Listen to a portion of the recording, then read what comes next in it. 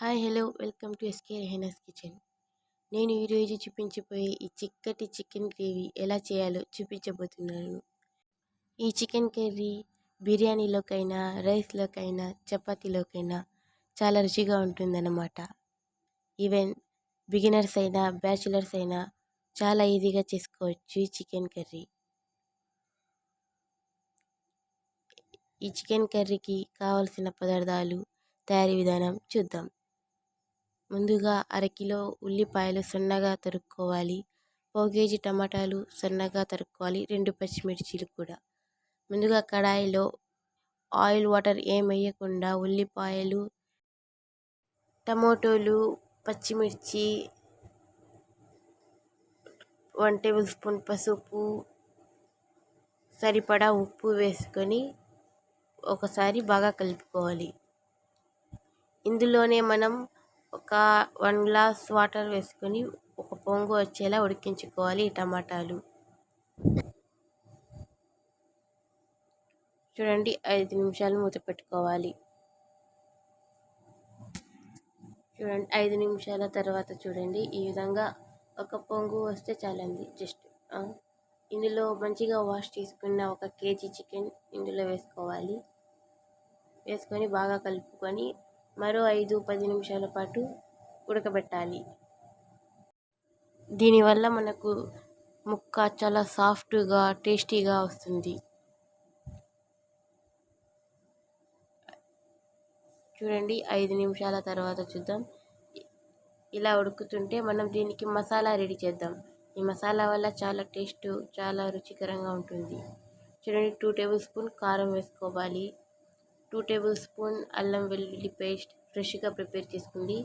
Garam masala, chicken masala 1 table spoons వేసుకోవాలి. కొంచెం ధనియా powder, మసాలాకి సరిపడా వాటర్ పోసుకొని బాగా పేస్ట్లా కలుపుకోవాలి. ఈ సింపుల్ చికెన్ కర్రీకి పెద్దగా మసాలాలు ఏం అవసరం లేదండి. ఇంట్లో వాటితోనే చాలా టేస్టీగా సూపర్గా చేసుకోవచ్చు ఈ చికెన్ కర్రీని.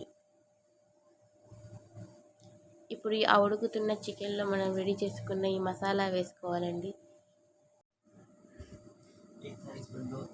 ఇందులో మనం ఆయిల్ వేసుకోవాలండి. 1 టేబుల్ స్పూన్ ఆయిల్లో ఇందులో నేను కొంచెం ఘీ కలిపానండి.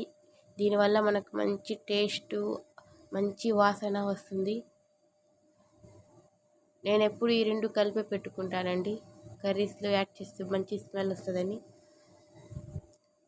చూడండి, ఒకసారి బాగా కలుపుకొని మరో 10-15 నిమిషాలు ఉడకనివ్వాలండి. బాగా ఈ ముక్కలకి మసాలా బాగా పట్టేలా మంచి థిక్ గ్రేవీతో రావాలంటే ఒక 5 నిమిషాలు ఉడకబెట్టుకోవాలి.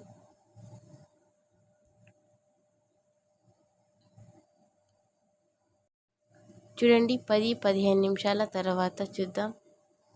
చూడండి, మనకు చిక్కటి చికెన్ గ్రేవీ రెడీ అయిపోయినట్టే. చూడండి, ఒకసారి బాగా కలుపుకోవాలండి. చూడండి, మనకు బాగా ఉడికిపోయింది చికెన్. చూడండి, ఈ చికెన్ కర్రీ మసాలా రెడీ అయిపోయినట్టే. ఇప్పుడు స్టవ్ ఆఫ్ చేసుకుందామండి. చివర్లా కొత్తిమీర చల్లుకొని దింపుకుంటే టేస్ట్ అదిరిపోతుంది. ఇలా పైన కొత్తిమీర చల్లుకోవాలి. చూడండి, ఈ చికెన్ మసాలా కర్రీ రెడీ అయిపోయింది.